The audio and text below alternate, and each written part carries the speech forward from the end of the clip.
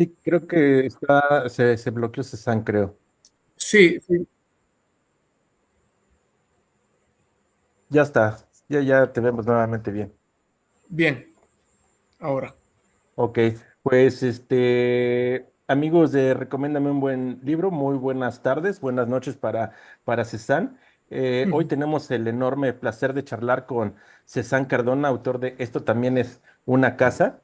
Pues este libro es un libro que desde las primeras páginas cautiva con la voz de Javi, un niño que se atreve a dibujar su realidad tal como es, aunque eso le cueste un cero en la escuela, ¿no? Es una novela muy tierna, valiente y profundamente honesta sobre la infancia, la familia y lo que realmente significa una casa.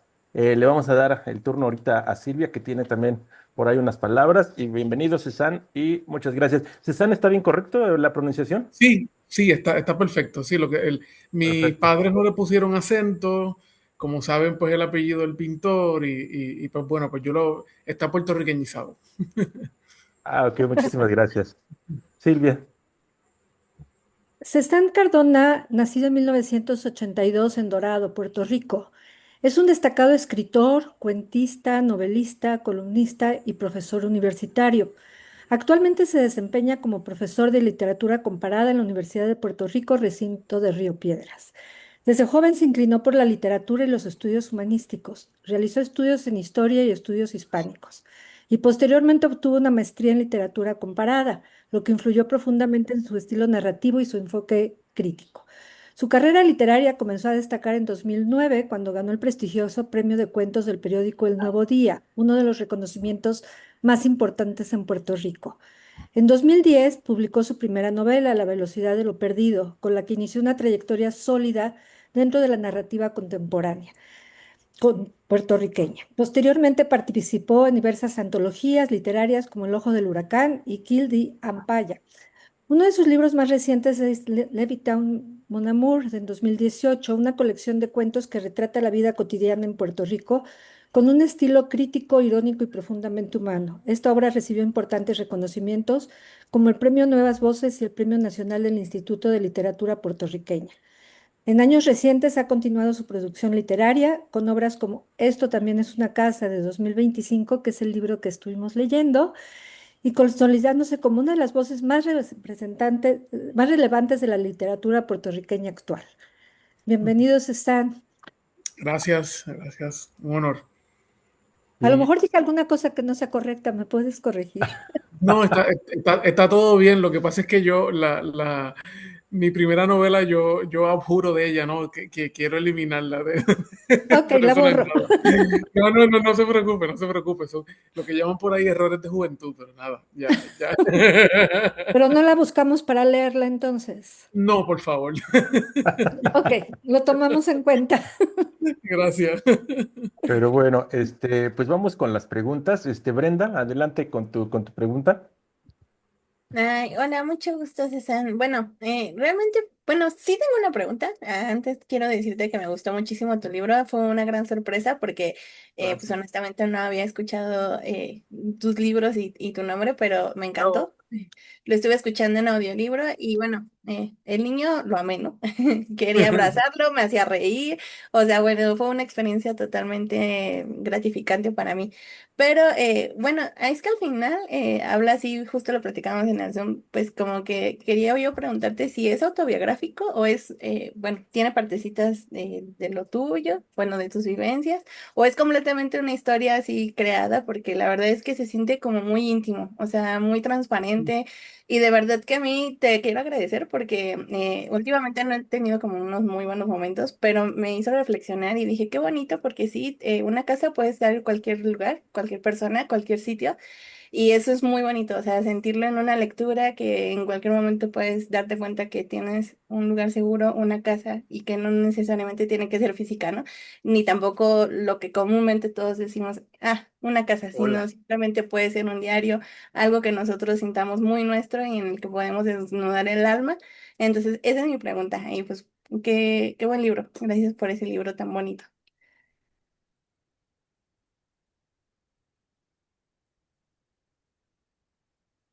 Creo que se trabó. Bueno, se volvió a congelar el autor, pero bueno, mientras vamos a esperar y bueno, ya mientras todos escucharon tu tu comentario. Vamos a aquí a checar en lo que se vuelve a conectar el autor, pero bueno. Pues sí, efectivamente, Brenda, ahí es como bien nos lo comentabas, ¿no? Hace rato en tu comentario sobre la... Ah, ya entró. César, bienvenido. Ya, sí. Sí, sí. Disculpen, es que de pronto se conectó y la última parte de la pregunta nos digo, era un comentario, ¿verdad? Pero bien, pero sí voy a captar la pregunta respecto a si era autobiográfico o no, ¿verdad? Por ahí va el asunto.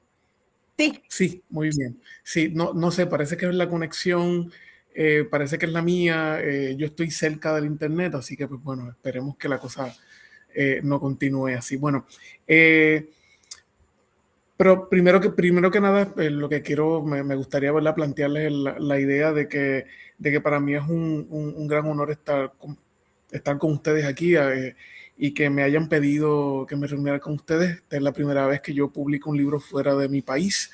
La literatura puertorriqueña no sale mucho de mi país y pues bueno, pues estoy más que contento que una novela muy puertorriqueña, digamos, tenga eco en otro país, que bueno, somos latinoamericanos, por supuesto, ¿verdad? Pero como yo la concibo como una novela pues muy puertorriqueña, pues para mí pues resulta maravilloso, ¿verdad? Que se puedan conectar con mi personaje y lo que está escrito. Particularmente la novela sí es una reflexión sobre mi infancia, pero no exactamente la mía, porque el texto, el niño no tiene la misma edad que yo, ¿no? Yo no quise escribir una novela autobiográfica, tal vez porque estaba un poco cansado bueno, estuve un poco cansado de la novela del yo, de escribir desde pretendiendo una especie de autoridad sobre lo narrado. Creo que hace falta la apuesta por la ficción. Eso lo he ido notando con el tiempo y yo estaba un poco cansado del discurso puertorriqueño sobre el victimismo, que un poco estamos desde el huracán María para acá, el asunto de que pues somos una colonia y hay todo un discurso victimista, estamos pasando por una crisis económica muy dura, pero yo sentía que si escribí una novela que tuviese que ver con mi generación, iba a terminar escribiendo de más, tal vez dañando el texto, añadiéndole cosas que yo entendía que hacía que el texto no se moviera bien. Así que usé una voz de un niño más joven que yo, tal vez conectada con la generación de mis hijos. Yo tengo una hija de 19 y un hijo de 16 que los vi crecer, los vi cambiar por completo desde el huracán María para acá. Yo no sé si ustedes están al día con lo que pasamos con el huracán María, pero para que tengan una idea, nosotros estuvimos 3 meses sin luz. El agua iba y venía. Y para nosotros, ¿verdad? Acostumbrados a otro tipo, ¿verdad? De país, pues bueno, fue un choque para nosotros, bastante complejo, nos movió como país. A raíz de eso, el país cambió.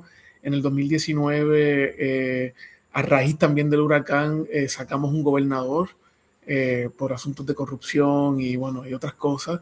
Eso no había pasado nunca en mi país, así que nada, todavía nosotros arrastramos una crisis económica y yo necesitaba volver a nombrar las ruinas, ponerle un rostro nuevo, una nueva voz. Yo soy columnista en el periódico, tal vez en el periódico de más circulación en el país, y estoy muy acostumbrado tal vez a tener una opinión, digo, matizada siempre por la literatura, en mi caso, ¿verdad? Porque es una columna 2 veces al mes, pero muy acostumbrado a tomar ciertas posiciones, a tal vez arriesgarme a cierto cinismo o una ironía muy comprometida, que a veces deja de ser ironía y se convierte en cinismo, y necesitaba una voz limpia que tuviera la capacidad de asombrarse otra vez, que tuviese la capacidad de volver a nombrar, y eso lo podemos, ¿verdad? Yo puedo ampliarle eso otra vez. Y cuando finalmente conseguí el tono, decidí no colocarle una edad en específico para abrir la experiencia, tal vez porque yo me crié dentro de un hogar roto, por decirlo así, y además de eso, entre adultos. Mi mamá pertenecía al movimiento socialista de trabajadores, era muy feminista, digo, no era, es, porque vive, y por mucho tiempo, por 30 años, fue trabajadora social, era técnico sociopenal, era la que se encargaba, era una de las que se encargaba de manejar libertad bajo palabra en un tribunal. ¿Ok? Y entonces todo eso, todas esas discusiones me determinaron a mí como hijo único. Yo soy hijo de pintor, de hecho no sé si les comenté o si saben que la portada de mi novela es una pintura de mi papá, que no está conectada directamente con la novela, pero surgió la posibilidad y pues digamos, después le puedo contar con calma cómo fue que se dio, pero fueron muy amables conmigo en Seis Barral y hicieron esa composición de una foto que yo les envié, que tenía una casa, y entonces pues bueno, pues me pareció maravilloso y una buena forma de reconectar con mi papá también. De eso podemos hablar más adelante. Pero sí, la novela tiene cosas muy autobiográficas mías atravesados por la ficción. Les voy a dar un ejemplo. La escena del televisor. La recuerdan, ¿no?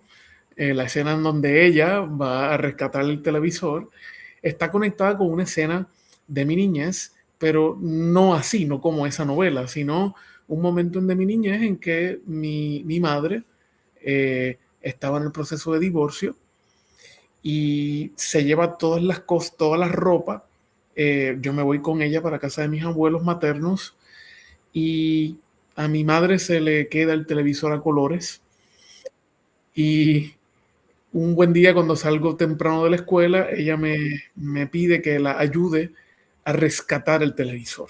Entonces, como yo era pues mucho más pequeño, pude sacar las hojas de una ventana, y entonces pues yo entré a la casa de mi papá, que se supone que era mi casa, que estaba precisamente en proceso de construcción, o estaban dándole los toques finales, así que yo fui el que me llevó el televisor. Nos llevamos el televisor y mi mamá estaba muy nerviosa. Ella, pues imagínense, trabaja con confinados y todo lo demás, así que pues bueno, yo convertí esa escena en una escena de la novela desde otro punto de vista, eh, pero sí estuvo conmigo, ¿verdad? Son escenas muy particulares. Hubo otra, por ejemplo, en la que me tocó ir a un cumpleaños de un primito y pues estaba invitado mi mamá y mi papá, ya estaban en proceso de divorcio, y yo tenía un globo o una bomba, como le decimos acá en Puerto Rico, con una cinta, y yo vi a mis papás que estaban los dos, uno en una esquina y otro en otro, y yo le cogí las manos y se las amarré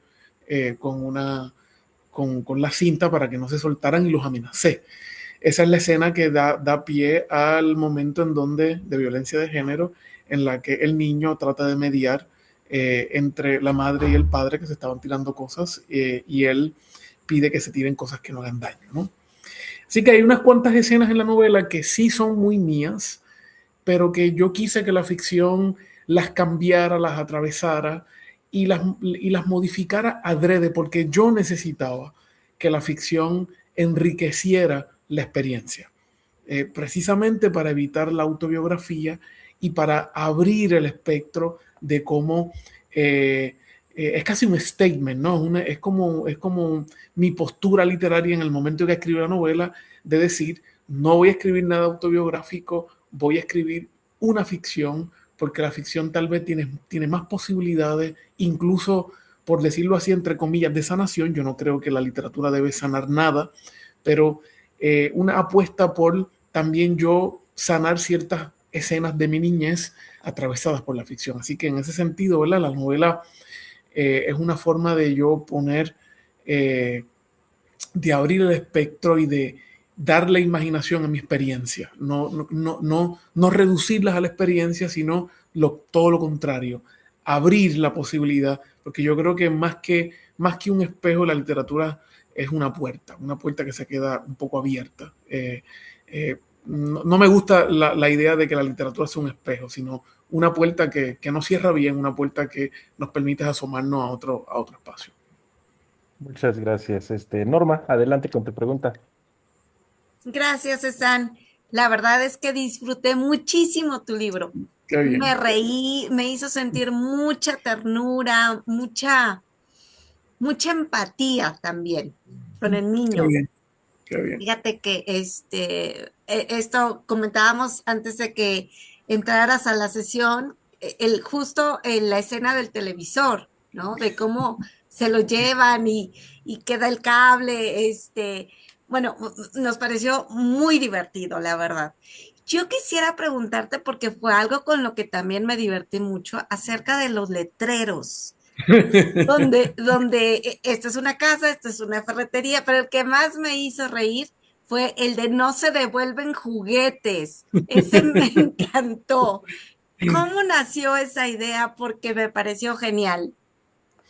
Pues mira, en nuestra crisis económica, que viene más o menos del 2006, de hecho, cuando nace mi hija, eh, Puerto Rico pasó por un proceso en el que cambió bastante su ordenamiento en términos de, empezaron a surgir nuevos negocios en lo que antes eran casas, ¿no? Yo creo que yo he estado en Guadalajara una vez en el 2018, estuve por allá, realmente, pues bueno, solamente estuve en la feria y no vi, pero, pero yo hace poco estuve en Bogotá, hace como unas semanas atrás, en la Feria del Libro, y también vi espacios que son muy latinoamericanos, ¿no? De casas que luego se convirtieron en negocios y que eventualmente, eh, pues quiebran, ¿no? Y en la quiebra se quedan los letreros en las puertas, ¿no? Y aquí en Puerto Rico es muy común ver letreros improvisados, ¿no? Alguien escribe con un marcador en un papel y lo coloca, ¿no? Y en la medida en que el negocio va cambiando y pues abrimos los domingos, no abrimos los domingos, entonces hay como una guerra de letreros, ¿no? Entonces de pronto pues parecen poemas, ¿no? Colocados en las puertas o sencillamente lo poético que a mí me resulta, ¿verdad? La cantidad de horario, se aceptan mascotas, no se aceptan mascotas y el negocio está cerrado, pero todavía quedan los letreros. No, a mí me parecían que eran oportunidades espectaculares de añadir, digamos, poemas vanguardistas a esa dinámica del negocio y del negocio familiar, porque pues una cosa, ¿verdad? Muy común de la clase media baja puertorriqueña. En Puerto Rico, como en muchos países, ¿verdad? Pero nosotros, como no tenemos una épica de nuestra independencia, porque no tenemos, culturalmente, nosotros tenemos momentos o puertas de escape cultural para identificarnos como puertorriqueños, ¿no? Vuelvo otra vez a mi viaje a Bogotá hace poco. Tuve que llenar todos los documentos de migración cuando entré y no encontré a mi país. No lo encontré. ¿De Eh, verdad? no aparece porque políticamente, pues nosotros somos ciudadanos norteamericanos. Así Entonces es. tenemos Ujú, que ponerle que somos estadounidenses, pero nosotros somos puertorriqueños. ujú. En todo caso, somos ciudadanos de segunda mesa, ¿no?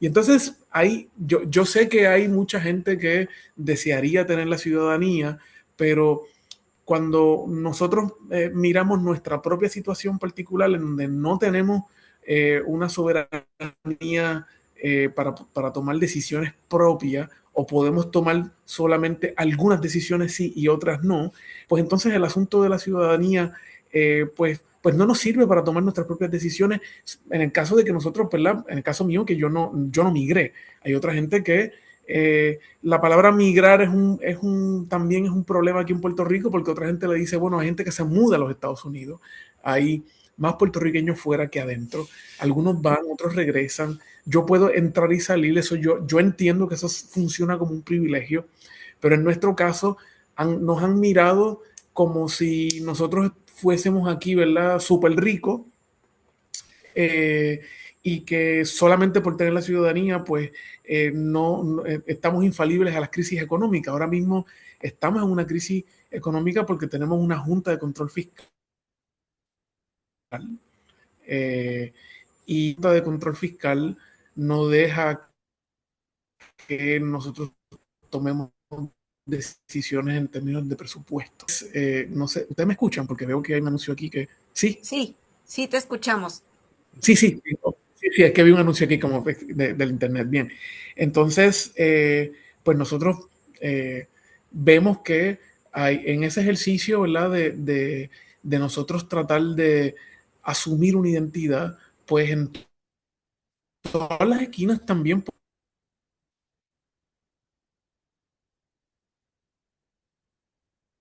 Ahí ya no. María para acá en una especie de statement identitario, ¿no? Entonces, recuerdo que en medio del huracán María la gente sacaba bandera. Nuestra bandera hace más de 70 años atrás estuvo prohibida. Entonces, de pronto, las banderas y el asunto identitario se convirtió en un asunto de anunciarlo en todas las esquinas. Entonces, pues puedes tener una bandera de Puerto Rico, un anuncio de no se aceptan mascotas. Entonces, de pronto, todo hay una gran contradicción y resulta incluso hasta irónico ver identificaciones culturales o sticker o pegatinas de cuán puertorriqueño puede ser alguien y a la misma vez con un racismo brutal. Entonces, esa contradicción a mí me pareció una forma de jugar precisamente, ¿verdad? Con los lugares en donde la identidad y la cuestión comunitaria constantemente. Entonces, pues, fue el momento de darle rienda suelta a todas nuestras contradicciones porque de cierta forma, pues nosotros sufrimos y gozamos la colonia. Tenemos ese doble juego, ¿no? Entonces, pues bueno, pues en ese juego, eh, el momento en donde el niño toma rienda suelta de la defensa de su madre, de los pretendientes tipo Ulises, tipo Odiseo, es un momento donde él está tratando de, ya que en la figura del padre no está, ya que la figura del abuelo no está, y ya que la otra figura paterna, el role model que él tiene, que tenía con el padre Ángel Darío, que sí existió, después podemos hablar de eso, eh, no está, el niño quiere asumir un rol machista respecto a su madre y utiliza los propios letreros para tratar de dominar a su madre y la madre le pone un detente. Entonces, Ujú. él es él está en el reino de la letra y él pretende junto con la letra dominar a su madre, dominar el espacio. Pero su madre desde el cuerpo eh, intenta, por supuesto, desplazar el poder del hijo respecto a la palabra. Entonces, por eso está el juego, ¿verdad? Nosotros tenemos, otra vez, la palabra es importante para nosotros porque sirve, por un lado, para, afianzar lo que somos y, por otro lado, esconder nuestro asunto colonial. Entonces, andamos siempre en ese juego y la palabra está en el medio como una negociación. Entonces, todos esos letreros son nuestras negociaciones constantes como país, como colonia, como la lucha cotidiana entre lo que somos y lo que no somos, y la casa como símbolo o metáfora de la república que no somos. Pues qué interesante conocer estas cuestiones culturales y genial que hayas jugado con los letreros dentro de la historia. Muchas gracias, César. Gracias por su pregunta, me gustó mucho. Muchas gracias. Heidi, adelante. Hola César, mucho gusto en conocerte. A mí tu libro me Saludos. encantó. Yo Ay, no qué lindo, gracias. conocía tampoco la novela y entré a ciegas a ver qué es. La portada me pareció hermosa, tan Ay, hermosa como gracias. la novela. Y ahora que dices que es tu papá, todavía me gusta más, porque la portada me fascinó. Gracias. Bueno, ya las dos preguntas que tenía, ya las contestaste. Era de la portada y era de cómo habías tú hecho que fluyera tan bien desde el punto de vista del niño, ¿no? Porque el niño es una ternura, me encantó la mamá, me encantaron todos los personajes, me gustaron mucho. Gracias. Fluye tan bonito la novela porque a pesar de que lo comentaba hace un ratito con los demás, que son temas fuertes porque es violencia, pobreza, Ujú, abandono, ignorancia, el huracán, o sea, ujú. está llena de cosas, digamos, difíciles en la vida, todo, todo es bonito, o sea, desde el punto de vista de Javi, cómo él se va explicando todo lo que le va pasando de una manera tan inocente, tan creativa, tan imaginativa, que es un personajazo el Javi este, me encantó. Entonces no tengo preguntas, nada más tengo cosas buenas que decir de tu novela porque está muy bonita, me gustó mucho y Ay, espero gracias. seguirte leyendo, ¿eh? Ay, Mucho gracias, gusto se lo conocerte. agradezco mucho, se lo agradezco mucho. Hay una cosa que no les he dicho y es que uno de mis modelos para esa voz de Javi se la debo a José Emilio Pacheco con Las batallas en el desierto, es de mis novelas favoritas. Claro. Sí, sí, yo la releo a cada rato, al igual lo mismo que hago con Hemingway, con El viejo y el mar y otras novelas, ¿no? Pero a mí me parece esa novela con una capacidad para la ternura y a la misma vez para la violencia que me parece espectacular. Así que hay mucho ahí yo les rindo homenaje. Mi novela es una forma de rendirle homenaje a la literatura. Lo que pasa es que en algunas ocasiones yo trato de esconderlo lo más que puedo, ¿no? Pero hay mucho homenaje a la literatura clásica, incluso por ahí un guiño a la Aleph con el asunto del Sí, rotito. los libros que va leyendo Este, el niño. Ujú. Ya se trabó. Vamos a esperar un ratito y se reincorpora o se sí, recupera. A ver, ya, creo que ya. No. Ahí viene, ahí ¿César? viene. estoy aquí. Ah, perfecto, Ya, ya, es ya. que de repente te dejamos de Aquí. escuchar, te quedó friseado. Sí, se quedó frisado, sí, sí, sí. Sí, Pues le decía que el texto es una forma también de rendirle homenaje a la literatura, ¿no? Hay, mucho, hay muchas alusiones literarias a texto, hay algunos que son más claros, otros no tanto, pero yo lo considero a veces como una fiesta literaria porque es una apuesta por la ficción, cómo la ficción transforma la mirada del niño, cómo yo intento cambiar, hacer un trueque entre convertir la ferretería en biblioteca y la biblioteca en ferretería. El espacio del que funciona el texto es un espacio que sí existe, el vertedero sí existe. De hecho, ahorita alguien me hizo una pregunta de la cuestión autobiográfica, yo creo que fue Brenda, ¿verdad? Brenda, tengo el nombre por ahí, sí. Y sí hay una cosa importante, por ejemplo, cuando mi hija tenía 8 otra vez. 9 años, yo la llevo a México cuando hay embotellamiento, ¿le llaman ustedes? Sí, Ay, no me diga que se volvió a ir, sí. No, sí, sí, te escuchamos ahorita, embotellamiento, Embotellamiento, ¿le llaman tráfico. ustedes al tapón? ¿Sí? Sí, tráfico, cuando hay mucho tráfico, pues había mucho tráfico y estoy pasando por el expreso y mi hija me pregunta eh, por qué esa montaña eh, está recién nacida o está creciendo. Es una montaña que está color brown, color marrón, versus las demás que son verdes. En Puerto Rico todavía queda bastante verde, muy tropical. Y yo le digo, eso no es una montaña recién nacida ni que está creciendo, es un vertedero. Es un vertedero que se tapa con tierra, guerra. tierra que sacan de otras montañas.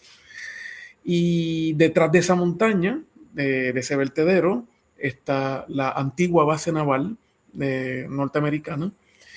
Y muy cerca de allí, pues yo localicé la ferretería y por el área también está la parroquia. En esa parroquia, eh, yo no soy católico, ¿verdad? Pero le tuve mucho afecto a un padre franciscano que tenía el hogar de los padres franciscanos estaba allí y él era un intelectual, poeta, con un proyecto, eh, digamos, social, pero con un proyecto intelectual bien importante. Era columnista en el periódico donde yo también soy columnista. Él era traductor también, tenía una conexión con América Latina y, el, y los proyectos de liberación, la teología de la liberación. Él era muy fanático de eso. Muere de cáncer en la piel. Éramos amigos y él, obviamente mayor que yo, y lamenté mucho su muerte y decidí utilizarlo, ¿no? Sus escritos están por ahí, yo presenté su libro póstumo, es un gran poeta, fue publicado por Trota, es una editorial española. Lamentamos mucho su muerte, fue en el 2015-16, en esa transición, y lo utilicé como modelo también. Entonces, pues digamos, la parroquia la convertí en una especie de biblioteca precisamente porque cuando los visito me encontré con que la biblioteca de los padres franciscanos tenía más literatura que libros de teología. Eso llamó mucho mi atención, ¿no? Entonces, pues quise rendirle homenaje a ese espacio. Además que ellos tienen han hecho un trabajo social con el lugar, afectado, ¿verdad?, también por el asunto de la baja escolaridad y el asunto de la droga. Digamos, y para mí fue crucial. Así que hay algunas cosas que sí son del espacio, que la gente puede ir y verlo. Hay fotos, gente que conoce el barrio pues sabe dónde está. Pero a la misma vez es un terreno que es fácilmente reconocible en otros espacios y por eso se me preguntan, ¿verdad?, si existe o no existe. Lo único que no existe es la ferretería y es porque había una que cerró Bueno, y yo la rescaté, ¿no? Pero sí, la ferretería, sí también tengo que decir que después del huracán María, eh, me tocó ir a una ferretería, fui en bicicleta porque no teníamos mucha gasolina y voy a una ferretería y resulta que encuentro que la casa de arriba, que era de madera, se había destruido por el huracán y la familia vivía en la parte de abajo. Entonces era mitad casa, mitad ferretería y de ahí entonces yo saco la idea, yo dije, esto lo quiero usar eh, para, para, para una novela. Así que conecté esos dos espacios y de ahí surge la novela también. pues sí, también te quería comentar que yo empecé leyéndolo y acabé escuchándolo y está muy bonito también el audiolibro, ¿eh? Me Ah, qué gustó. bueno, qué bueno. Pues el que lo narra es un buen amigo. Yo lo recomendé, así que porque pues sentía que alguien con otro acento no iba a poder No, manejar la tenía que voz. ser Puerto Rico, claro. Sí, tenía que ser Puerto Rico. Entonces, en la versión de Levitown, al libro anterior también de Seix Barral, el tono de la persona que narra es un poco medio colombiano, que tal vez pues rompe un poco con nuestra pronunciación. Igual, ¿verdad? Eso ocurre, pero como cuando yo escuché aquella versión, digo, un cantito, yo no puedo escucharlo completo. Pero ahí fue que entonces sugerí que contrataran a un puertorriqueño, él es un actor, y eso pues me gustó. Sí, con el acento de allá. Bueno, pues felicidades, libro hermoso. Gracias, gracias. Muchas gracias. Un Gracias, placer. Keila. Adelante. Hola, hola, mucho gusto, buenas noches. Saludos, buenas noches. Este, yo igual, la verdad que igual coincido con Heidi, yo lo escuché totalmente y el audio es una cosa padrísima, padrísima, la voz que le da a Javi, las palabras que son pues, y los gentilicios, ¿no? Toda esa parte, no, una cosa bellísima, lo he disfrutado Qué bueno, como qué pocos bueno. libros en audio. Me coincido con mis compañeras, igual la verdad nunca había escuchado de ti o de algún libro, pero la verdad es que estoy fascinada. Incluso Ricardo, un compañero, dijo, les recomiendo Levittown, si lo tienen por allá les va a Oh, gustar. qué bien, qué Pues bueno. lo Ah, qué bien, qué ya lo bueno. empecé y la verdad que le da ese toque para comprender un poquito más, porque aunque en el libro sí mencionan Levitan, lo googleé y todo, pero aquí, o sea, te da ahora sí como decimos, el contexto mayor, ¿no? De la historia y de todo. Y no lo he terminado, pero la verdad que está muy bonito también. Gracias, gracias. Así que, pues, muchas felicidades por eso. Igual no, pues muchas preguntas, ya las principales creo ya las contestaste, pero lo que me gustó mucho es que logras, no sé qué tanto te da trabajo hacerlo, ¿no? Pero logras ese equilibrio entre lo crudo, porque si nos ponemos a ver, la verdad es una historia cruda, Es bastante bien cruda, duro, sí, lo que se va sí. narrando, lo que se va viviendo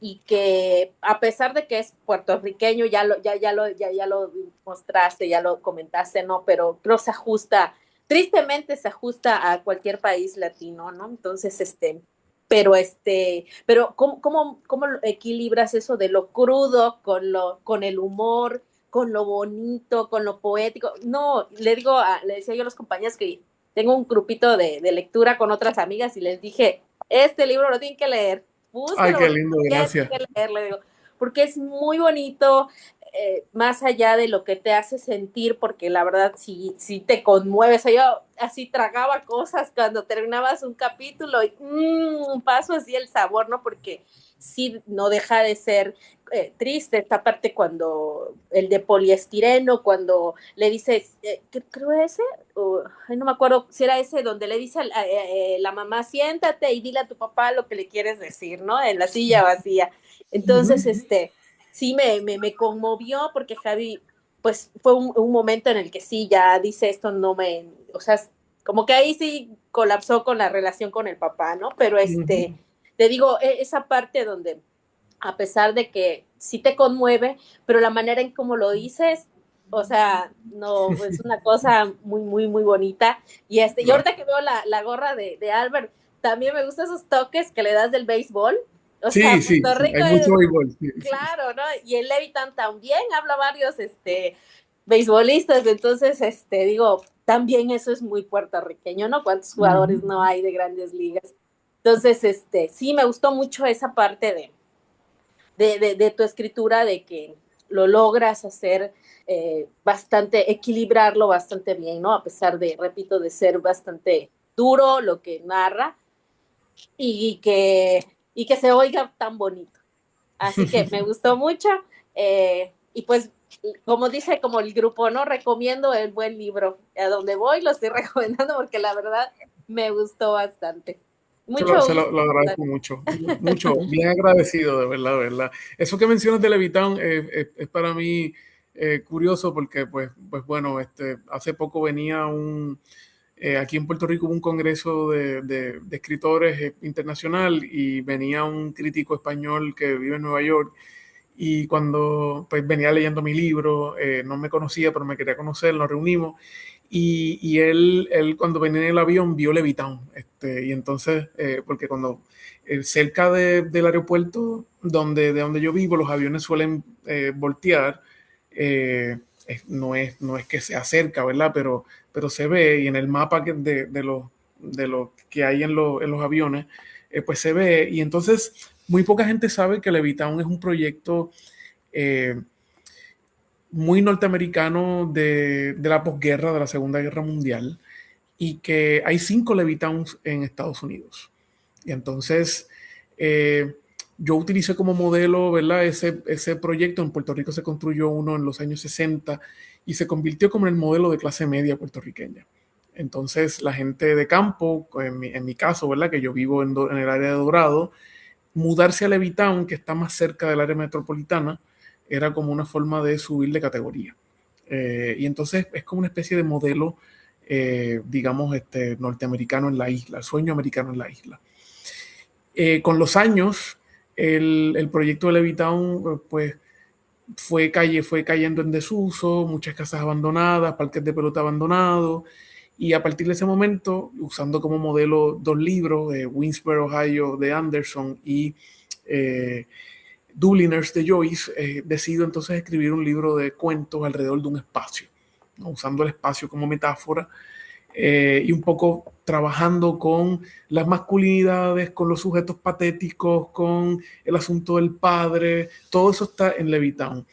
Levitown y Sabana Seca quedan bien cerquita, y de hecho no como 4 cuadras, hay como 4 cuadras entre la ferretería y Levitown, pero la diferencia en la arquitectura cambia bastante entre un espacio y otro, así que son libros vecinos, son libros muy cerca.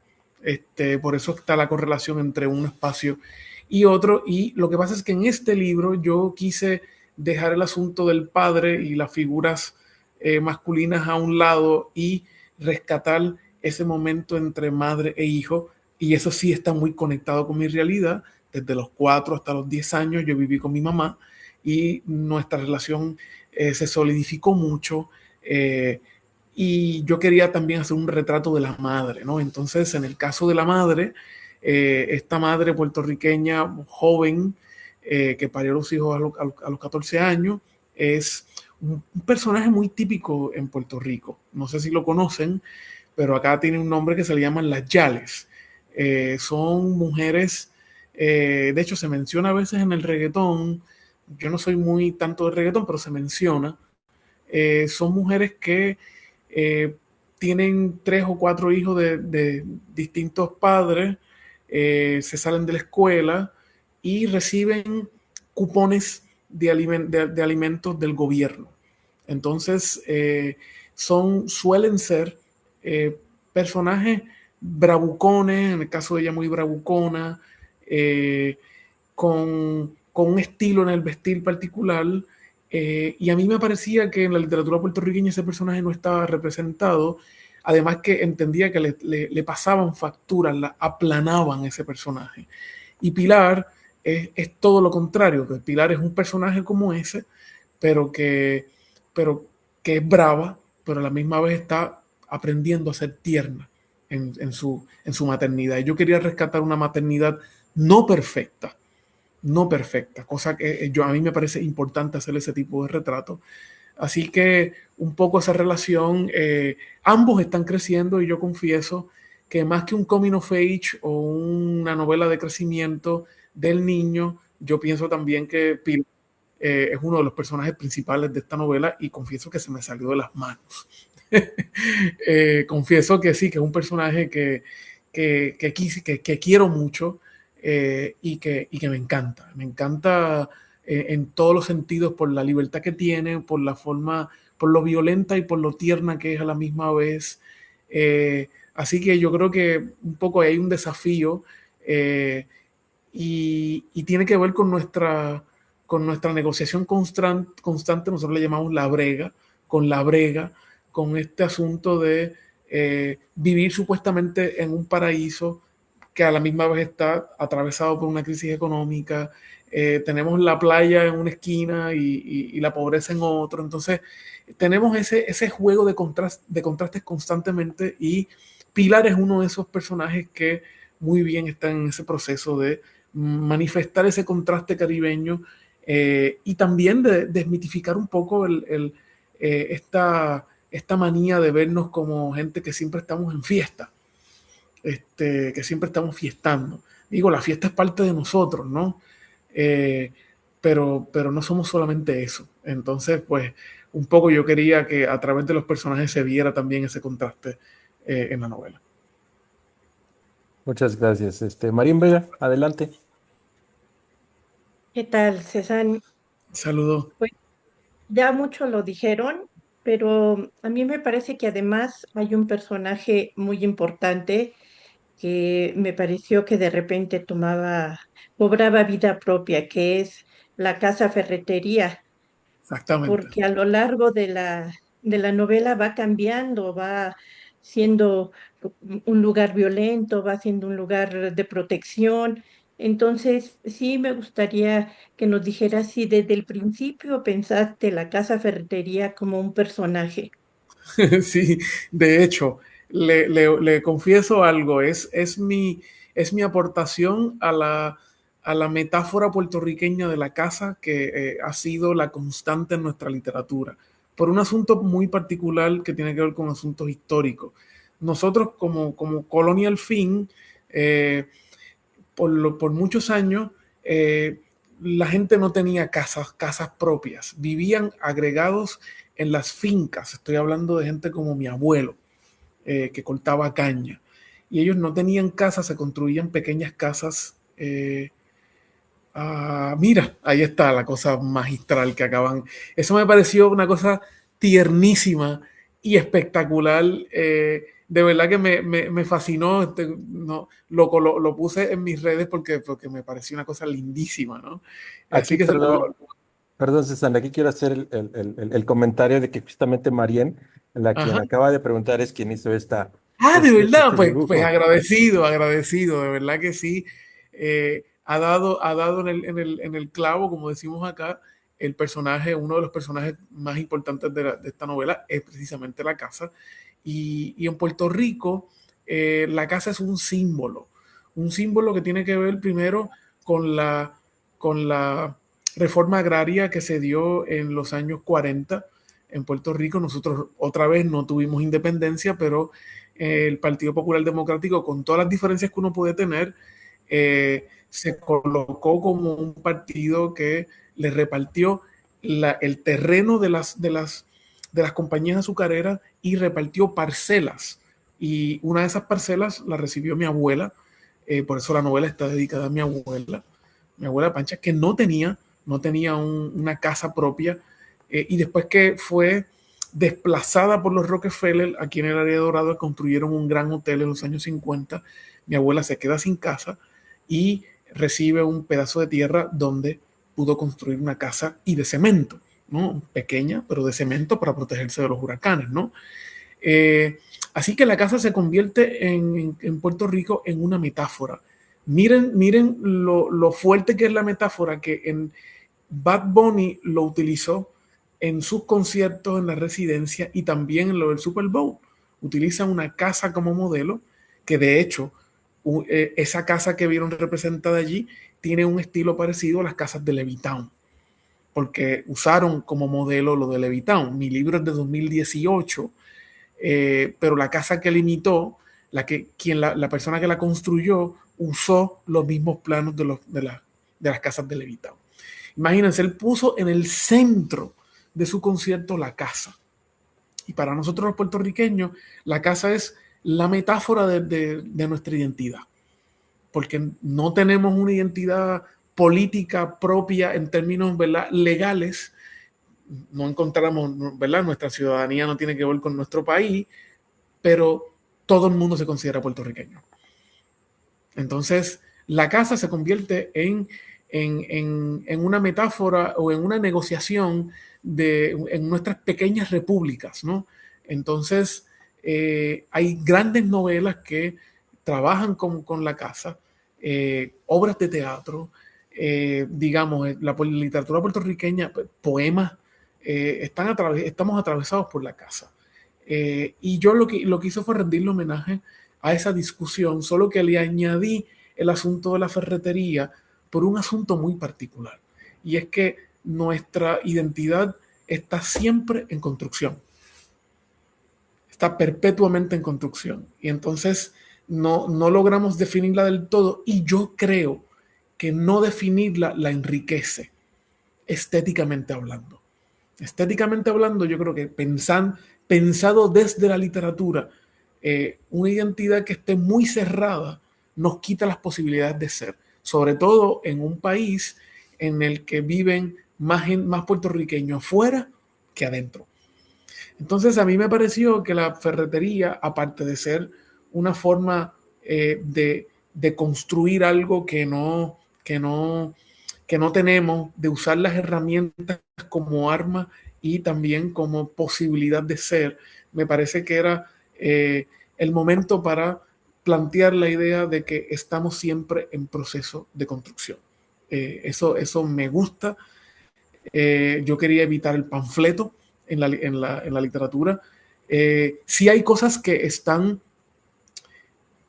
adrede. En el caso, ¿verdad?, del asunto del lenguaje, yo les comenté que yo necesitaba un nuevo lenguaje, y miren el asunto. Hay momentos en la novela en donde ellos se van a buscar otras letras. Después que el huracán María tumba, ¿verdad?, el letrero, y es la posibilidad de el niño de hacer nuevas palabras, de hacer nuevas oraciones, ¿no? Entonces hay un dato que a mí siempre me ha resultado curioso, y es que entre 1917 y el 1932, Puerto Rico, los norteamericanos nos cambiaron el nombre. Entonces, en vez de ser Puerto Rico, nos quitaron la U y le pusieron la O. Así que por 15 años, desde el 17, que es la fecha en que nosotros nos imponen la ciudadanía norteamericana para que vayamos a la guerra, desde el 1917 con la ley Jones hasta que finalmente en el 32 se deroga, Puerto Rico era Puerto Rico, no Puerto Rico. Y entonces luego hay que unirse en términos legales para que entonces ir al Congreso de los Estados Unidos para que nos devolvieran una letra. Nos devolvieron una letra. Entonces finalmente nos devolvieron la letra, ¿no? Y encima de eso hubo que luchar para que en las escuelas del país no se hablara inglés, sino se enseñara en español. Y los maestros y algunos líderes puertorriqueños lucharon para que nosotros habláramos español. Entonces ahí hay toda una, no, hay todo un ejercicio que tiene que ver con la lengua y tiene que ver con el lenguaje. Y tiene que ver con la casa y aquellos momentos en donde somos esto y no terminamos de ser esto y de pronto somos lo otro. Entonces la casa se convierte en eso. Y hay una frase, y con esto termino, hay una frase que a mí me gusta mucho de un filósofo alemán que se llama Heidegger, que dice que la lengua es la casa del ser.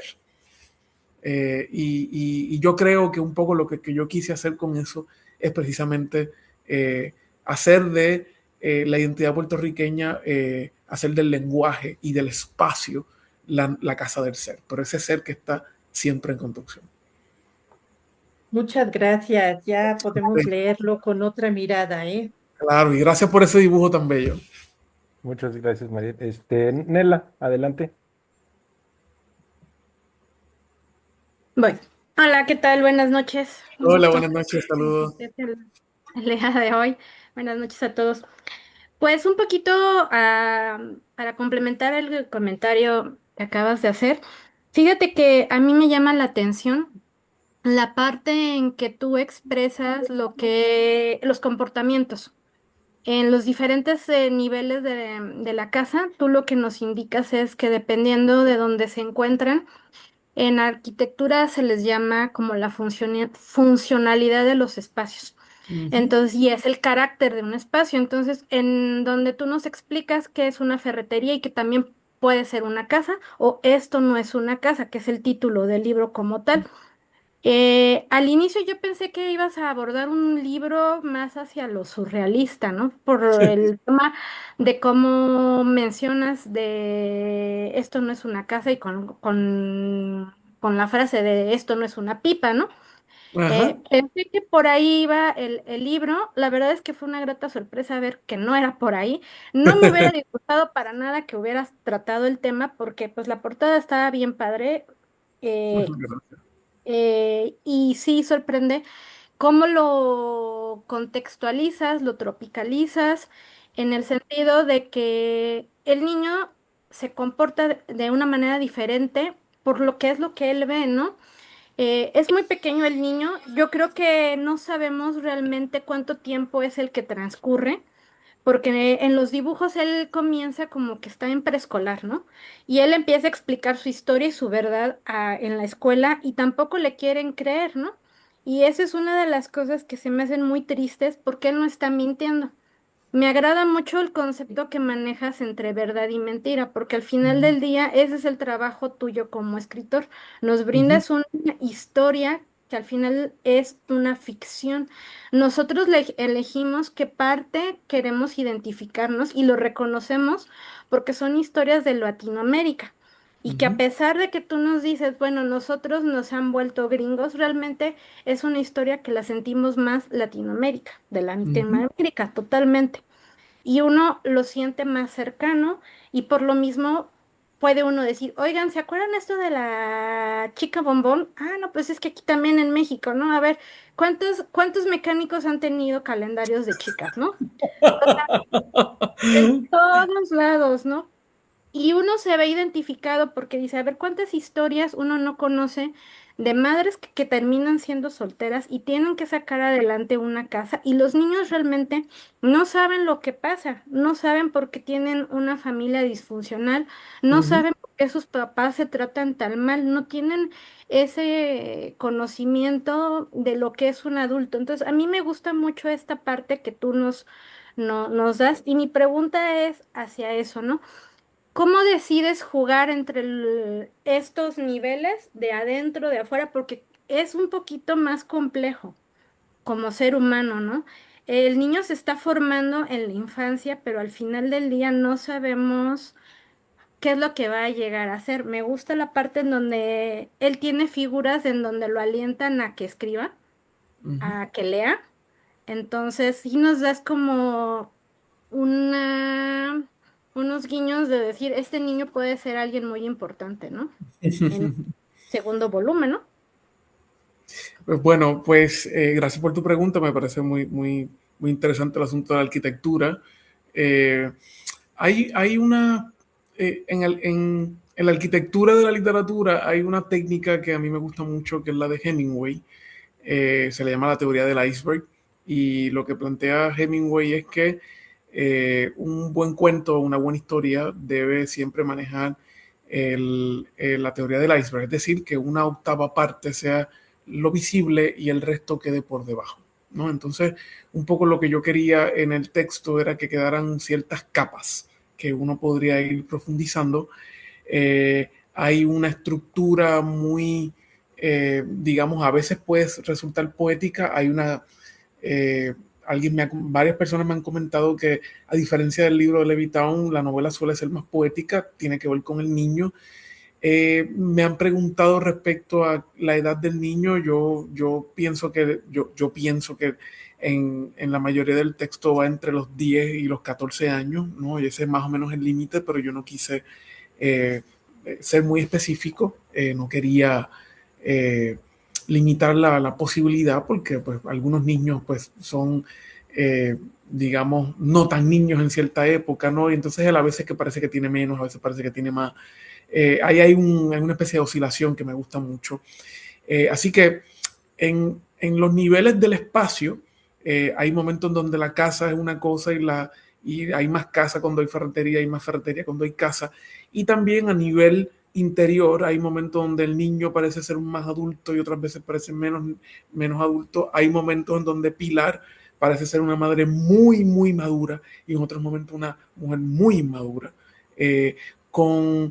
donde trata de expresar todo desde el cuerpo, pero también desde la espiritualidad. Entonces hay una serie de conexiones entre los espacios, entre el adentro y el afuera, que yo quise jugar en la novela, y que están atravesados por el asunto de la poesía, de los espacios, y que tienen que ver con nuestra cotidianidad. Para mí el asunto de lo cotidiano aquí es lo crucial. A veces lo que determina un espacio son los objetos. Entonces, en el caso de la novela, y esto pues lo saco yo un poco de Chekhov, ¿no? Y del asunto de los objetos que son tan importantes. Mi libro de cuentos también está todo determinado por los objetos cotidianos.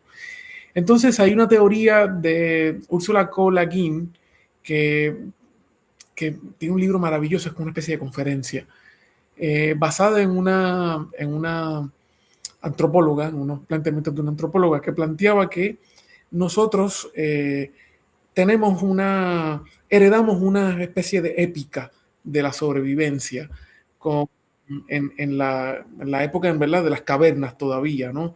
Entonces está el relato épico de los cazadores de mamuts o los que cazan ganado y se alimentan de ahí, y lo que queda retratado en las cavernas. Pero hay una historia que no se retrató, pero que la antropóloga piensa que es la que realmente nos hizo sobrevivir, que es la historia que usualmente estaba atravesada, no necesariamente fue así, ¿verdad? Es una teoría, atravesada entre los niños y las madres que se quedaban esperando. Tiene que ver con la agricultura y la bolsa. El libro se llama la teoría de la bolsa de la ficción. Entonces, ella lo que plantea es que, por un lado, el relato de la épica quedó como relato épico. Ella entiende que es un relato imbatible, pero realmente lo que nos hizo sobrevivir fue la invención de una canasta, porque con la canasta se podía llevar los alimentos de un lugar a otro, se podían llevar las semillas, y lo que pasa es que ese relato es más lento, es un relato repetitivo. Quita la semilla, lo pones en la bolsa, quita la semilla, lo pones en la bolsa, saca el fruto, lo pones en la bolsa. Ese relato repetitivo no suele quedar. En la historia de la novela usualmente se decantó por un tiempo por esas, desde sus inicios, desde el Quijote, por esas aventuras épicas o antiépicas, pero que siempre estaban manejados, atizados por el asunto de clase, por el asunto patriarcal, y las escenas más cotidianas pasaron a un segundo plano. Yo lo que quise hacer en la novela es tener las dos, ¿no? El relato épico que se fue quedando poco a poco porque yo voy saliendo de estos dos personajes y va quedando el relato de la canasta, el relato de el lugar contenido de la cueva que sostiene una familia a través de los objetos, a través de lo cotidiano y cómo lo cotidiano determina. El gran reto de la novela era poder construir una novela, valga la redundancia, sin casi mover a mis personajes. Y eso es parte del ejercicio, exactamente. Eso es parte de... Y por eso es que la novela también es más corta.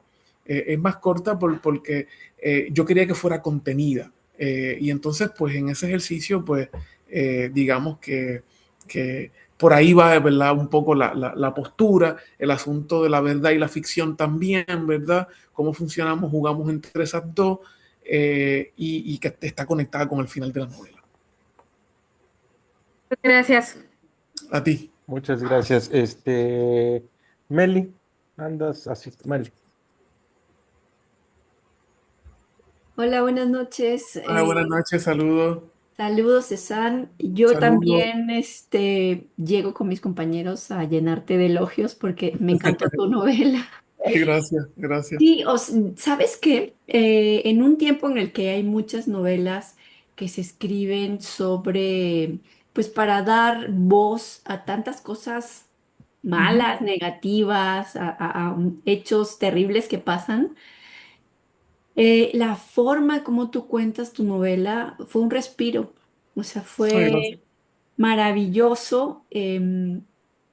Y sí, tal como ya lo han estado diciendo, poético. O sea, la verdad es que eh, mm, yo quería preguntarte sobre la voz narrativa, porque tú contaste un poco que una vez que tú encontraste el tono de tu voz, ya lo tuviste, pero me gustaría saber eso, porque efectivamente tu narrador es un niño.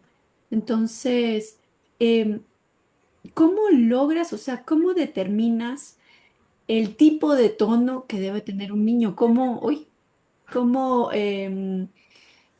te diste cuenta? Aquí está, ya, o sea, este es el que yo tengo que usar, este es el que me va a poder permitir llevar y hacer todos estos ejercicios de los cuales tú has estado platicando, porque sí, me parece magistralmente escrita. Muchas gracias. Ay, gracias, gracias, muy amable, se lo agradezco mucho.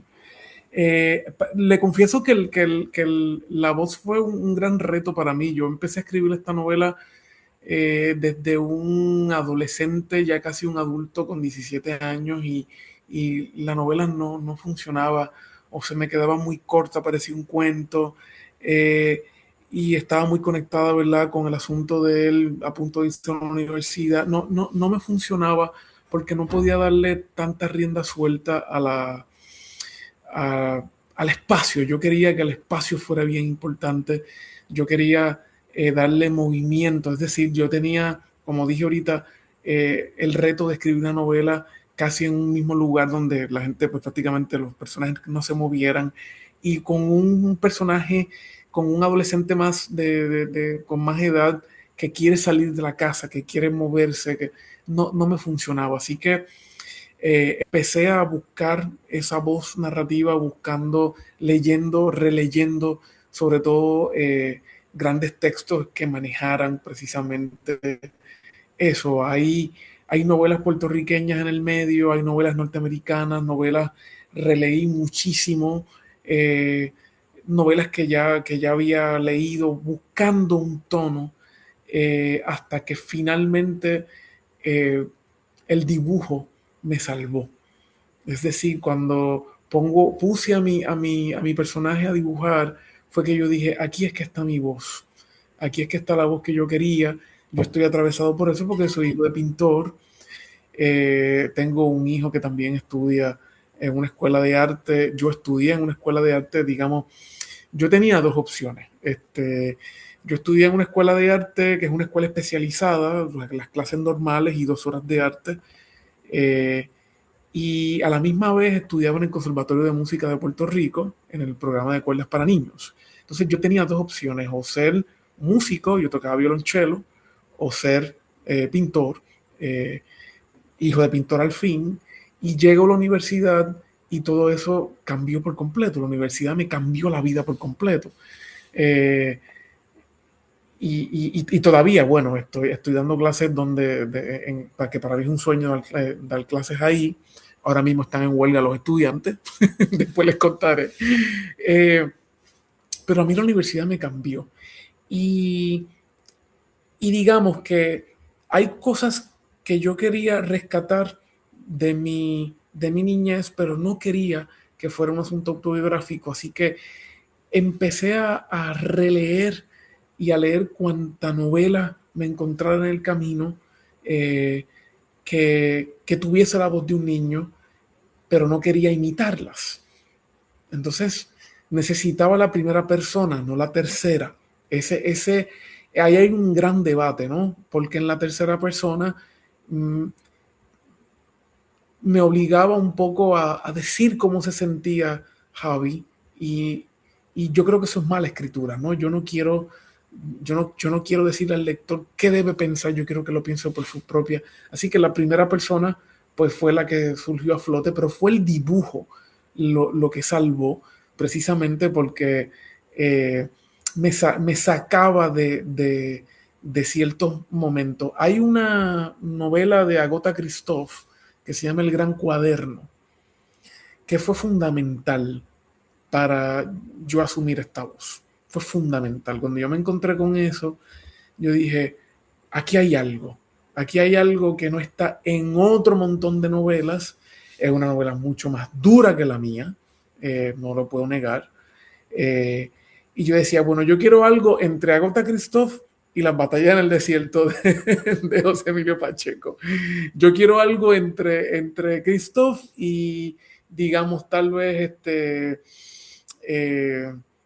que otro texto, bueno, es un texto puertorriqueño, así que bueno, no creo que lo conozcan, pero se llama Felices Días, Tío Sergio, otra novela de Coming of Age.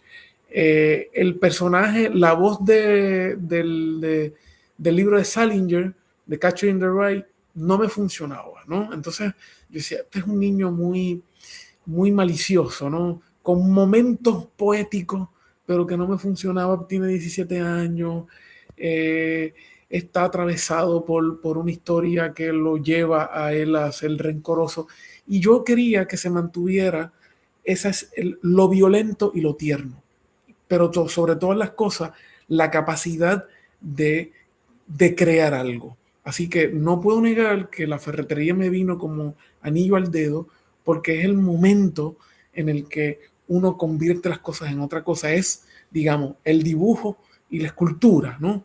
Entonces yo necesitaba que otro arte que no fuera la escritura salvara la voz de mi personaje. Y entonces ahí fue que empecé, bueno, más o menos en qué edad todavía uno anda construyendo cosas con objetos, ¿no? Yo veía, qué sé yo, a mi hijo cuando tenía, qué sé yo, 10, 11 años. Yo tengo, pues, qué sé yo, los colchos del vino, yo los ponía en una especie de envase, y se convierte en un adorno, y entonces él los cogía, jugaba con ellos, aquello y lo otro. Yo decía, yo necesito esa voz, que esa voz incluya, no excluya. Entonces el arte y la creatividad y el espacio de La ferretería me daba eso. Así que fue el exterior del personaje me ayudó a construir el interior del personaje. Maravilloso, muchísimas gracias. Gracias a usted. Muchas gracias. César, nos faltan 3 personas por preguntar. No sé si tengas algún inconveniente No, por está muy bien, continuar. muy bien. Perfecto. Va que Sí. va, muchas gracias. Ricardo, adelante. César, mucho gusto. Mucho gusto, un placer. Saludos hasta allá, porque estás muy lejos de México, pero bueno, muy cercano a través de las letras. Así Yo es, primero, yo no voy a acentonar con el grupo, es decir, primero las felicitaciones y después todo lo demás. Yo quiero felicitarte. Yo leí los 2 libros.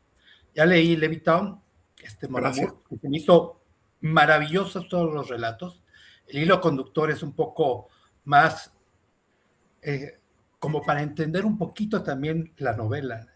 Bueno, en ese sentido a mí me sirvió porque trata un poquito de esta soledad, nostalgia de lo que pudo ser y lo que no es, ¿no? Entonces, los dos me parecieron, a pesar de que uno son relatos y el otro es una novela, maravillosos. Luego, escucharte hablar, eres un orador muy padre, da gusto platicar con gente que me tienes impresionado desde que desde que yo pude entrar, porque entré un poquito más tarde que todos los demás, pero qué bonito narras las cosas y qué fácil haces para que nosotros también como lectores entendamos alguna de las cosas, ¿no? Enriquece mucho. Yo realmente no tengo muchas preguntas, algunas las comentamos en el chat y todo lo demás. Yo te leí hace como 2 meses y te volví a releer ahora con el pretexto de Zoom. Entonces ya van 2 veces que te leo. Gracias por eso. Me gusta mucho. Yo creo que las segundas veces cuando lees una novela son mejores que las primeras. Sí, y de hecho yo creo que los 2 libros están escritos de tal forma que la segunda lectura, mucha gente me lo ha comentado, en la segunda lectura entonces las cosas se vuelven a veces más duras o más tiernas, según uno lo vea, ¿no? Pues para mí se me hace muy poético, sí, obviamente hay cosa dura detrás de todo lo que pero le das un brillito de esperanza con esa candidez que tiene el personaje y esa voz del niño, ¿no? Entonces, es maravilloso. Lo que decían hace rato de las chicas Bom Bom, yo les decía que hay una cadena de tiendas de ropa allá en Puerto Rico que se llama Bom Bom, ¿no? Entonces, no sé si tenga algo que ver. No, hay una en Puerto Rico, en el periódico Primera Hora, que es un periódico que está asociado al periódico donde yo publico columnas. Tenía por muchos años, casi hasta el huracán María, poco antes del huracán María, tenía una sección a doble página que se llamaba El Bombón de Así. El Bombón de Así. De ahí han salido unas cuantas modelos que se han vuelto famosos, incluyendo a la famosa Maripili, no sé si la conocen, que estuvo en la Casa de los Famosos. Ella estuvo, y creo que ganó la Casa de los Famosos. Bueno, que de hecho sí se formó todo a un reperpero. Yo no soy muy dado a estas cosas, pero uno se entera, ¿no? Por la palabra alberca y la palabra piscina. Para ustedes es alberca, ¿verdad? O para los argentinos. Sí, ¿verdad? No, para nosotros es alberca, para nosotros es piscina. Y entonces empezó todo decimos acá, una tiraera entre un lado y otro, que a mí me resultó curioso, pero yo no, digamos, esa modelo salió de las Bombón, ¿no? Y hay otras que son más de la televisión local, que también salieron de ahí. Lo que sí yo traté de hacer sin querer, porque no me había fijado hasta casi al final, es que yo quise escribir la parte B de ese proceso, es decir, la chica que intentó ser chica bombón y no pudo. Porque hay otras que sí pudieron. Y en la cultura puertorriqueña es muy común que muchas mujeres que salieron ahí, pues sí, se dieron ese espacio, ¿no? Entonces uno, pues, como ahorita mencionó alguien, uno iba donde los mecánicos o donde algún taller, algún almacén, y se las encontraba a todas, colocadas allí, puestas y todo ese revolú, ¿no? Entonces, un poco yo quise jugar con eso, y que ella, pues, bueno, pues, tratara de sacarle partido desde el cuerpo, para tratar de salir a flote con el asunto de la ferretería. Lo que sí hay es la misma Maripili tuvo una especie de tienda, o tiene todavía una especie de tienda de maones, pero no se llama Bombón, se llama de otra forma.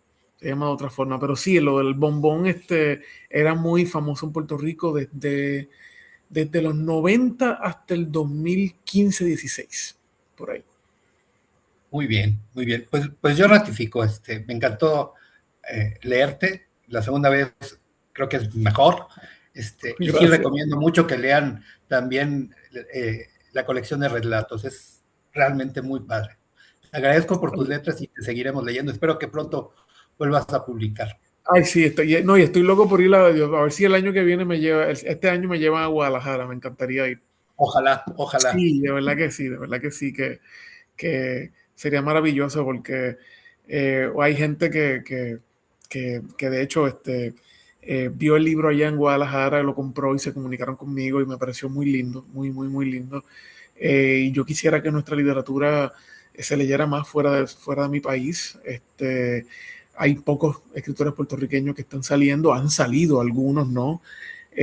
Hace poco un escritor puertorriqueño, no sé si se conoce en México, que se llama Luis Rafael Sánchez, ya tiene casi 90 años y entonces, pues, el Instituto Cervantes le dio la llave para una gaveta para meter todas sus obras ahí, ¿no?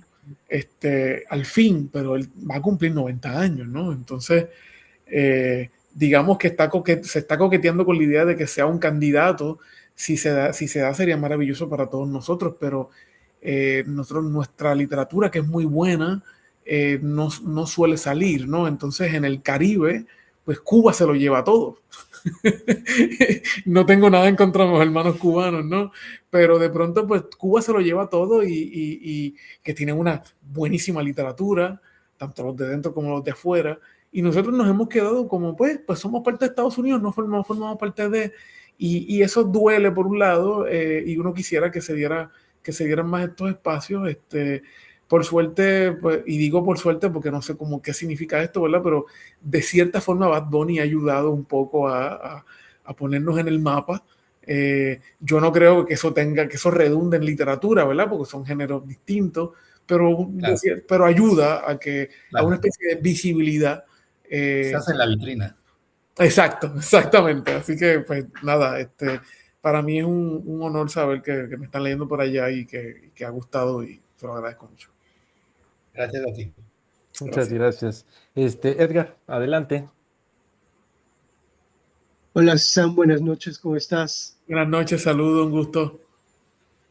Un gusto también para mí. No, yo no voy a preguntar nada más.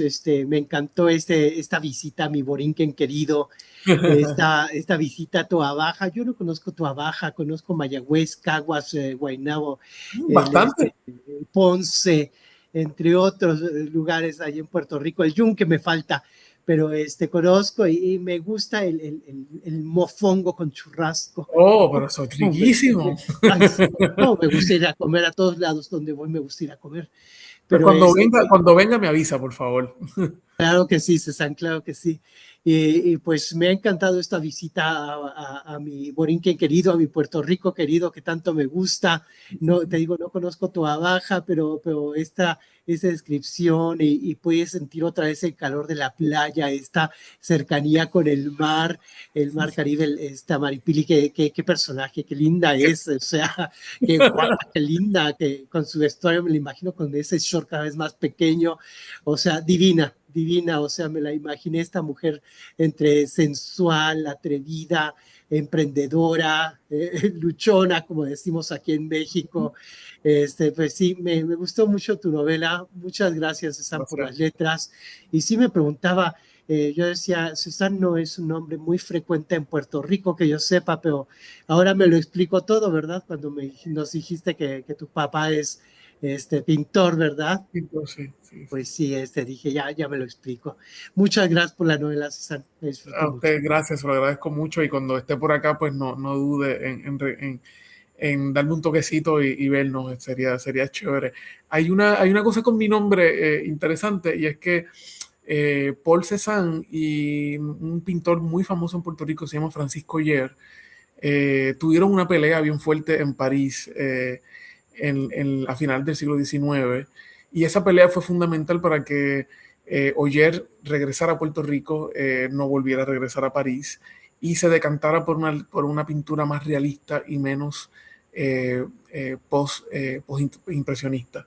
Esa pelea fue crucial, yo me enteré mucho después, mi papá la conocía, pero no tanto, después yo investigué un poco más y sí, con el asunto de mi nombre, pues siempre hay algo extraño y resulta que pues tengo el nombre de quien votó a pintor puertorriqueño de la casa, que eso siempre me ha parecido una historia de lo más chévere, ya que lo menciono ahorita, el asunto del nombre. Así que nada, agradecido y encantado. Muchas gracias, encantado, gracias. Vale. Verónica, ahora sí ya estás de vuelta, adelante. Gracias, Cezanne. Encantada de haberte escuchado toda esta sesión. Gracias. Tanta información que desconocemos de Puerto Rico, de sus orígenes, de los problemones que verdaderamente sí estuvimos al tanto, pues, y mucha ayuda que se les negó para salir adelante, que lo pones tú ahí con el huracán.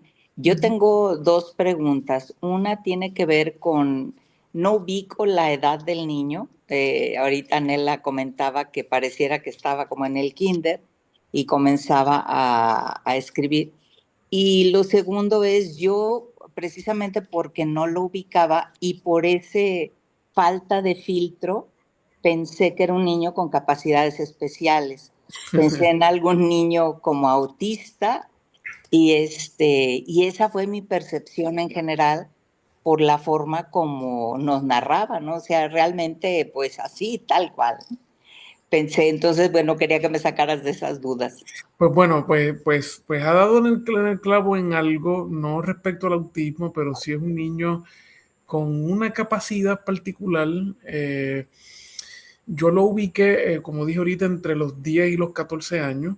En un principio, obviamente la novela está escrita después y ya él es adulto. Hay 2 o 3 momentos en donde se menciona, pero sí no es un niño común y corriente. Yo tengo un hijo, aparte de ser muy creativo, tiene HDSD, es decir, tiene un poquito de hiperactividad, pero a la misma vez es yo no diría, ¿verdad?, un superdotado, pero tiene una capacidad particular. Hubo un tiempo en que lo tuve que medicar para que bajar un poco las revoluciones. Y hay algo de ese niño, de mi hijo en Javi. Hay algo. Hay algo que tiene que ver conmigo respecto al asunto creativo y al asunto de que es hijo único, porque yo fui hijo único por mucho tiempo. Luego mi mamá se volvió a casar. Así que yo uní algunas cosas. De hecho, a mí me pidieron que adelantara de grado a mi hijo y mi esposa y yo nos negamos por el asunto de la madurez. Y tiene una gran capacidad.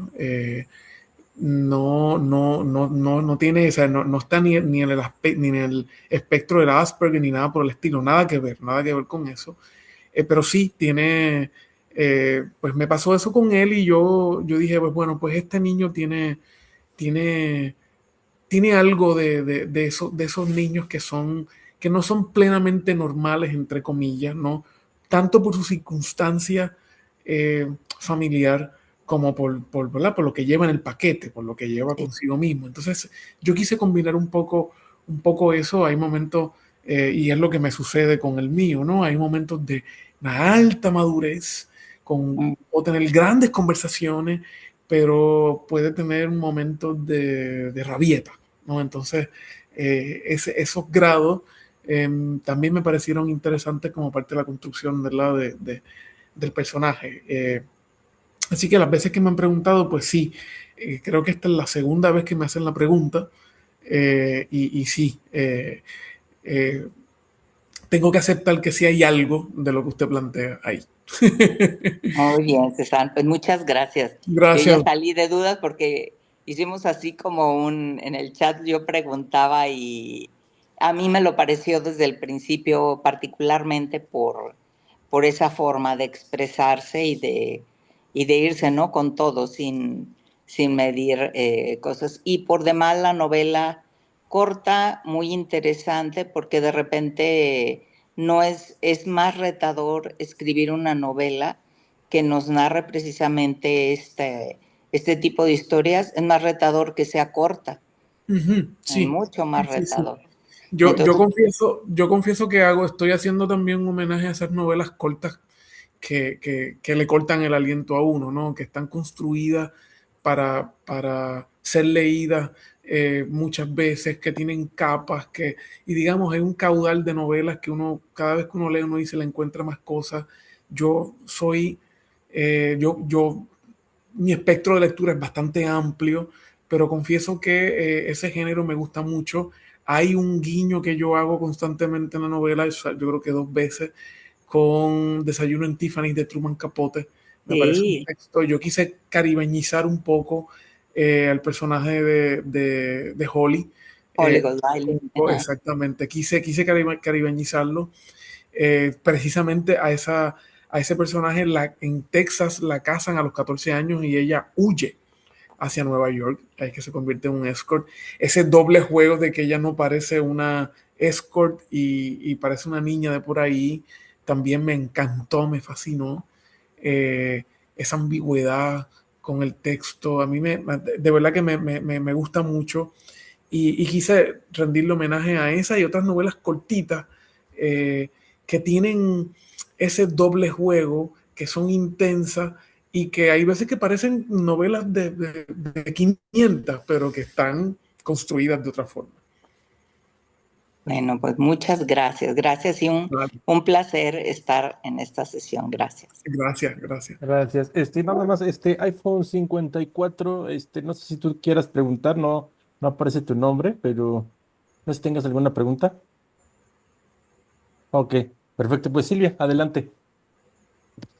César, pues yo creo que no me quedan más palabras que lo que hayan dicho todos mis compañeros de lo maravillosos de tu obra. Te felicitamos todos, a todos nos gustó. Creo que todos nos hemos quedado ahorita con la inquietud de leer el anterior. Qué bueno. Eso yo creo que va a ser nuestra siguiente lectura. Pero mi pregunta básicamente es, ¿estás escribiendo ya algo? ¿Vas a sacar algo pronto? Estoy escribiendo algo, no creo que salga tan pronto, pero estoy en proceso de escritura.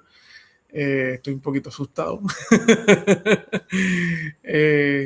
porque pues pinta como una novela mucho más grande y le tengo un poquito de miedo a eso. Estoy esperando dejándola descansar en ciertos momentos para un poco pues dejar que respire, a ver si es que funciona como novela grande o es que yo le estoy añadiendo. Es un proceso para mí tedioso. Pues ahí nos avisas para volverte a tener, ojalá que volvamos Claro, por a tener la supuesto. oportunidad. Y pues acostumbramos terminar estas sesiones tomándonos una foto, si nos Ay, permites. claro que sí. Claro que sí, así que pongan su mejor cara, Ay, qué como la lindo. de Javi para... Ahí va. Envíenmela, por favor. Claro que sí, ahí va. La primera, 1, 2 y... Ahí está, 3. Muy bien. Listo, pues muchísimas gracias. Todos Maravillosa la salieron súper bien. portada, ¿eh? Es genial, me Ay, encantó. gracias. Ay, les comento cómo fue el asunto de la portada. El editor, un gran editor. De hecho, ese editor vivió 10 años en México antes de moverse él estaba creo que en Random House y luego se mueve a Planeta. Él es muy entusiasta con la literatura puertorriqueña. Llega a mí por otra recomendación y muy amable, muy querido, y se da cuenta que cuando envían, como él ha venido a Puerto Rico en varias ocasiones, cuando desde la editorial le envían las pruebas de las portadas, eran muy literales. Digamos, pues aparecía una ferretería, y entonces era como... Y él me dijo, mira, César, ve a tu barrio o ve al barrio donde es la novela y saca fotos de lo que sea. Y yo saqué fotos. No me parecía buena idea sacar fotos del lugar, porque como que no retrataba bien. Y yo recordé que mi papá llevaba años, ya está retirado, llevaba unos cuantos años haciendo cuadros en el que pintaba la casa de su niñez. Y entonces de pronto pues yo dije, papi, déjame ir allá y sacarle fotos a tus cuadros. No le dije de qué era, o le dije que había una posibilidad, pero que no había, ¿verdad? Y le sacamos fotos por todas las esquinas y enviamos la foto y desde allá me envían esa composición. Y quedamos locos y sin idea. Mi hijo la vio, todos empezamos a brincar y dijimos, esa es la portada. Y entonces, pues, por ejemplo, esos perfiles que se ven ahí en la portada es como cuando esos perfiles tienen que ver un poco con el juego de las pinturas de mi papá. Aquí hay un cuadro de él cerca. Pero también tiene que ver con un paisaje puertorriqueño, porque cuando un árbol está ya a punto, o está muerto, o se secó y por ahí y va a empezar el proceso de muerte, las enredaderas lo tapan. Y entonces las enredaderas hacen formas, y cuando uno mira, ya no tienes el árbol con sus ramas, lo que tienes es el tronco, o lo que queda del tronco, y alrededor muchas enredaderas. Entonces, como el terreno en Puerto Rico, como porque estamos por el asunto de la cuestión tropical, pues las enredaderas están todo el tiempo. Hay veces que se ve un árbol, mitad lo que queda del árbol y la otra mitad está atrapada por las enredaderas. Entonces ahí hay un juego. Cuando tú lo miras parecen figuras, y él aprovechó y hizo perfiles.